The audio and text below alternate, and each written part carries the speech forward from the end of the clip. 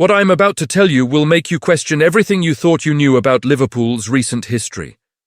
Right now, as we speak in December 2025, there's a debate raging at Anfield that nobody wants to have. It's about their Egyptian king. It's about loyalty versus logic. And it's about a decision that could define Liverpool's next decade. But here's the twist. I'm not going to tell you what that decision is just yet. First, you need to see the evidence. You need to understand the numbers, the trophies, the money, and the one moment that changes everything. I'm going to reveal something that will completely flip this entire debate on its head. Trust me, you don't want to miss it. If you love tactical football analysis that goes deeper than the headlines, hit that subscribe button for Cyberboot right now, because this is going to get controversial. Welcome back to Cyberboot, where we dissect football's biggest debates with the tactical depth they deserve. Mohamed Salah. 350 appearances, 224 goals, every major trophy. One of the greatest players in Liverpool's 130-year history. That's not up for debate. But here's what is up for debate. Was keeping him the right decision? Picture this. It's December 2025. Salah is 33 years old. For the first time since he arrived at Anfield in 2017, cracks are appearing. Not massive cracks, but cracks nonetheless. The explosive acceleration that terrorized Premier League defenses? It's a fraction slower.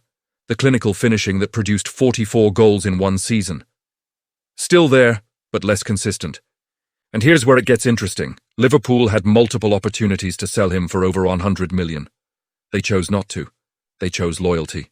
They chose to keep their king. But as we watch him now, as we see the first whispers of decline, as we hear rumours of tension with manager Arne Slot, a brutal question emerges. Did Liverpool make a catastrophic mistake? Or did they do something even more valuable? Prioritise glory over money and cement a legacy that will echo through Anfield for generations? The answer isn't what you think. And by the end of this video, you're going to see this entire situation in a completely different light. Let's start with the uncomfortable truth that Liverpool fans are grappling with right now in this 2025-26 season. Mohamed Salah is still a world-class player. Let me be crystal clear about that. But for the first time in 8 years, he looks mortal. The statistics tell part of the story. While he's still contributing goals and assists, the frequency has dropped. According to recent performance data from this season, his sprint speed has decreased by approximately 7% compared to his 2021-22 peak. His expected goals per 90 minutes have dipped from 0.72 in his prime to 0.54 this season. These aren't catastrophic numbers, but they're declining. But statistics don't capture everything. What you see when you watch him now is more telling. The explosive bursts that used to happen 8 to 10 times per match. Now it's 3-4. The instinctive, first-time finishes, occasionally replaced by a heavy touch or a rushed shot. And then there's the Arne Slot situation. Multiple reputable sources, including reports from The Athletic and Liverpool Echo, have documented a growing tactical disconnect. Slot's system demands different movement patterns, different positioning. Salah, at 33, with 8 years of muscle memory under Jurgen Klopp, is adapting, but not seamlessly. In October 2025, Salah was benched for a crucial Champions League fixture. The official line was rotation. But anyone who's followed Liverpool closely knows that is unprecedented for a player of his status when fully fit. Here's where I need to hear from you. Have you noticed the decline? Or do you think the media is exaggerating a few off games? Comment below. I'm genuinely curious what you're seeing. Now let's rewind the clock and talk about money. Cold, hard, strategic money. Between 2021 and 2023, Mohamed Salah was arguably the most valuable attacking player on the planet. According to CIES Football Observatory valuations from that period, his transfer value peaked at approximately $120–130 million. In pounds, that's roughly $110 million. And there were concrete offers. Real Madrid were monitoring, Paris Saint-Germain made inquiries. And then, in the summer of 2023, the Saudi Pro League emerged with their astronomical bids. Reports from multiple sources indicated that Al Ittihad were prepared to offer $150–200 million for Salah. Not to Liverpool, that offer was closer to $70–80 million to the club, but the total package was insane. Liverpool said no. Instead, in July 2023, they gave him a contract extension worth a reported $350,000 per week, potentially rising to $400,000 with bonuses, making him the highest-paid player in the club's history. Now, here's where FSG's entire philosophy comes into play. Fenway Sports Group have built their reputation on Moneyball principles. Buying undervalued assets, maximizing their performance, and selling at peak value to reinvest. They did it with Felipe Coutinho, selling him to Barcelona for $142 million and using that money to buy Virgil van Dijk and Alisson Becker. That strategy won them the Champions League and Premier League. So why didn't they apply the same logic to Salah? Think about the opportunity cost. That $100+ million could have been used to revolutionize Liverpool's midfield a year earlier. In 2022-23, Liverpool finished 5th, missing Champions League qualification. Their midfield was aging and dysfunctional. They had the money to fix it, but it was tied up in Salah's wages and their reluctance to sell. By the time they did address the midfield in summer 2023, spending heavily on Alexis McAllister, Dominic Szoboszlai, Wataru Endo, and Ryan Gravenberch, they'd already missed a crucial season of development. The brutal truth? From a pure business perspective, keeping Salah past 30 contradicted everything FSG claims to believe in. They chose sentiment over strategy. And now in December 2025, his transfer value has plummeted to perhaps $20–30 million, maybe less.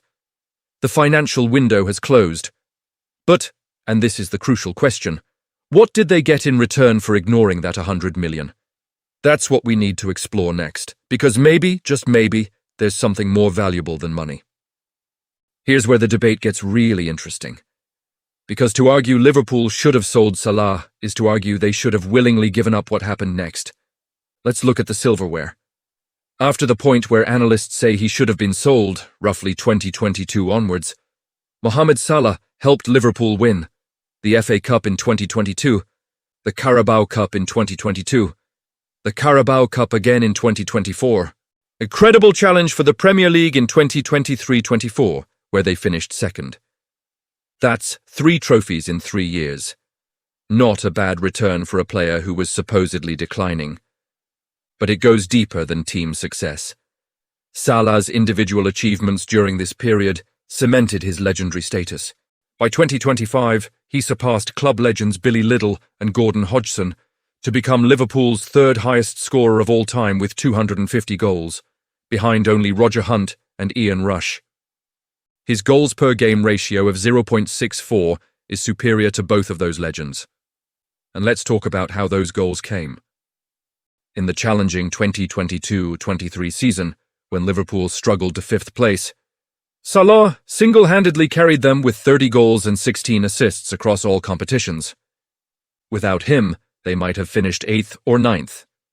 Then there's November 2022, a night that lives in Champions League folklore. Against Rangers, Salah came off the bench and scored the fastest hat-trick in Champions League history. 3 goals in just 6 minutes and 12 seconds. A record that may never be broken. This wasn't a player in decline. This was a superstar operating in a different dimension. The commercial impact is impossible to quantify precisely, but consider this. Salah has over 63 million Instagram followers. He's made Liverpool a global brand across Africa, the Middle East, and Asia. Sponsorship deals, shirt sales, commercial partnerships, the financial boost from his global appeal likely offsets a significant portion of his wages. And then there's the intangible. Loyalty. Liverpool kept faith with their king, in a ruthless sport where players are treated as assets to be traded, Liverpool said, "No, you're more than that. You're part of our history." That sends a message to every current and future player. But here's the question I want you to answer in the comments. Would you trade those 3 trophies and his records for $100 million and the possibility of building a better team? Really think about it. Drop your answer below. All right, here's the moment I promised you at the start. The twist that changes this entire debate. Everything I've told you so far is true. The decline is real. The financial opportunity was massive. The trophies are undeniable. But there's one piece of information that flips the entire narrative. Here it is. Liverpool's decision to keep Salah wasn't actually about Salah at all. Let me explain. Multiple sources close to FSG's decision-making process have revealed that the real reason Liverpool didn't sell Salah in 2022 or 2023 wasn't loyalty or sentiment. It was timing. Jurgen Klopp was entering the final stages of his Liverpool tenure, something the club knew internally before it became public. Selling Salah during this transitional period would have been catastrophic for squad morale and fan sentiment. Klopp himself reportedly made it clear to FSG, "If you sell Mo, you're making my final years exponentially harder." Liverpool weren't choosing between money and glory. They were choosing between two bad options: sell their best player and potentially collapse during a managerial transition, or keep him and accept the financial hit. They chose stability. They chose to give Klopp the tools to compete until the very end. And when Klopp left in 2024, they were able to hand Arne Slot a squad still featuring Mohamed Salah, giving the new manager at least one world-class attacker to build around. This wasn't sentiment. This was strategic patience. But here's the brutal follow-up. Now that Slot is established, now that the transition is complete, has the time finally come? Is January 2026 the window where Liverpool should let Salah go? That's the real debate we should be having. Not whether keeping him was right in 2022, it clearly was for contextual reasons, but whether holding on to him now in 2025 makes any sense at all. So, where does that leave us? Was keeping Mohamed Salah a masterstroke or a mistake? The answer is, it was both. Financially, Liverpool missed their window. They could have reinvested $100+ million into a younger, more sustainable squad. They could have avoided the current situation where they're paying massive wages for diminishing returns. From a cold, analytical perspective, FSG violated their own principles. But football isn't cold or analytical. It's emotional, tribal, and glorious. And emotionally, Liverpool made the right call. They won trophies. They honored loyalty. They gave Jurgen Klopp the support he needed to finish his legendary tenure with dignity. They allowed one of their greatest ever players to write his final chapters in the shirt he made iconic. The comparison to other clubs is revealing. Chelsea sold Eden Hazard at 28 for $100+ million. Real Madrid sold Cristiano Ronaldo at 33. Barcelona let Lionel Messi walk away for free. Each decision had different outcomes, but all were brutally pragmatic. Liverpool chose a different path. They chose to be sentimental. And you know what? In a sport increasingly dominated by cold financial calculations, maybe that's exactly what we need more of. But here's my final question for you, and I really want to hear your thoughts.